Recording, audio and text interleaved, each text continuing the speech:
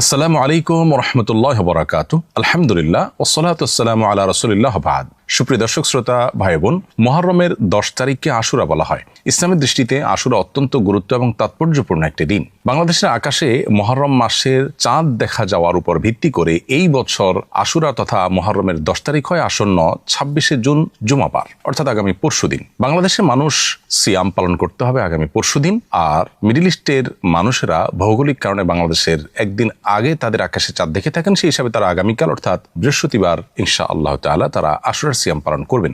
আশুরার সিয়াম সম্পর্কে নবী করিম সাল্লাল্লাহু আলাইহি ওয়াসাল্লাম বলেছেন, সিয়াম ইয়ামি আশুরা আহতাসিবু আল্লাহি আন ইউকাফিরা সানাতাল্লাতী ক্বাবলা। অর্থাৎ আশুরার দিনের রোজার ফজিলত সম্পর্কে আল্লাহর প্রতি আমার ধারণা, এর মাধ্যমে আল্লাহ তাআলা 1 বছর পূর্বের গুনাহ মাফ করে দিবেন। অতএব আমাদের 1 বছর পূর্বের সগীরা গুনাহগুলো যেন মাফ হয়ে যায়, সেজন্য আমাদের আশুরার দিনে রোজা রাখার চেষ্টা করা উচিত। তবে আশুরার সিয়াম একটি নয়, বরং মুসলমান হিসেবে আমরা 2টি সিয়াম পালন করার চেষ্টা করব। কারণ নবী করিম সাল্লাল্লাহু আলাইহি ওয়াসাল্লাম বলেছেন, খালিফুল ইয়াহুদ, ইহুদিরা শুধুমাত্র আশুরার দিনটি রোজা রাখে, তোমরা তাদের ব্যতিক্রম করো, তাদের চাইতে ভিন্নতর করো, তোমাদের রোজাতে যেন স্বাতন্ত্র্য থাকে তাদের চাইতে। সেজন্য আমরা একটি নয় বরং 2টি রোজা রাখবো। এখানে গুরুত্বপূর্ণ একটি বিষয় লক্ষণীয়তা হলো, ইবাদতের মতো একটি বিষয়ে পর্যন্ত ইহুদিদের সাথে যেন সামঞ্জস্যপূর্ণ না হয়ে যায়, সেজন্য নবী সাল্লাল্লাহু আলাইহি ওয়াসাল্লাম আমাদেরকে ব্যতিক্রম করতে বলেছেন।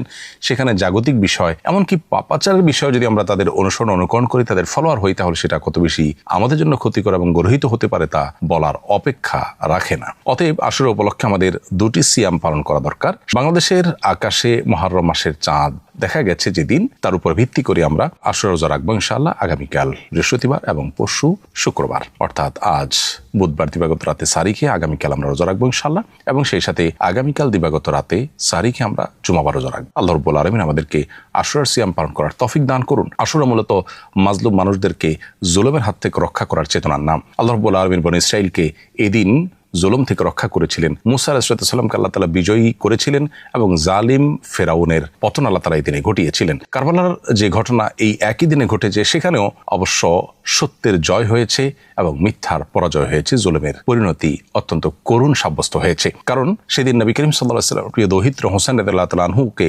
সপরিবারে যারা শাহাদাত বরণ করিয়েছে, সে সমস্ত জালিম অত্যাচারী খুনিরা তারা পৃথিবীর ইতিহাসে ধিকৃত হয়ে আছে আজও। আর হোসেন রাদিয়াল্লাহু তাআলা আনহু এবং তার সঙ্গে যারা ছিলেন তারা আজও অমর হয়ে আছেন, সত্যের ব্যাপারে কোনো প্রকার কম্প্রোমাইজ না করে মিথ্যার বিরুদ্ধে আজীবন লড়ে যাওয়ার মধ্য দিয়ে। অতএব এটাই হলো সত্যিকারের বিজয়। অতএব সত্যের বিজয় এবং জুলুম এবং অন্যায়ের পরাজয়ের চেতনা মূলত আশুরার চেতনা। বিধায় আমরা সবসময় মাজলুমের পক্ষে থাকবো, জুলুম থেকে নিজেকে বাঁচিয়ে রাখবো এবং আশুরার সিয়াম পালন করার চেষ্টা করব। আল্লাহ তাআলা আমাদেরকে তৌফিক দান করুন। আস-সুন্নাহ ফাউন্ডেশন, উম্মার স্বার্থে সুন্নাহর সাথে।